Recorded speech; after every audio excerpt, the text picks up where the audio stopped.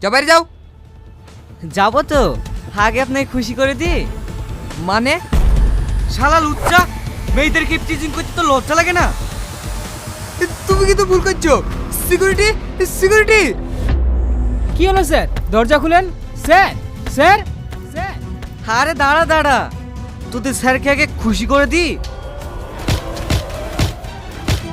আমাকে ক্ষমা করে দাও, আমি আর কোনোদিন কোনো মেয়ে গিফট টিচিং করবো না। এরপরে কোনো মেয়ে হিপ টিচিং করার আগে এই মাটার কথা একবার মনে করিস। এসো আমার সাথে।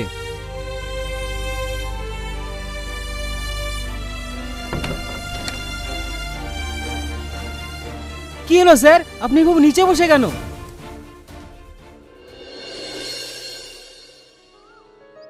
আমার জন্য ওভাবে ঝামেলা করার কি দরকার ছিল বলেন তো? শুধু শুধু আপনার চাকরিটা হলো না। আরে ওখানে হয়নি তো কি হয়েছে? পৃথিবীতে কি চাকরির অভাব আছে নাকি? অন্য একটা জায়গায় ঠিক হয়ে যাবে। আর আমি এমনিতেও এরকম মানুষের কাছে জীবনেও কাজ করতাম না। আর আমার এটা দেখে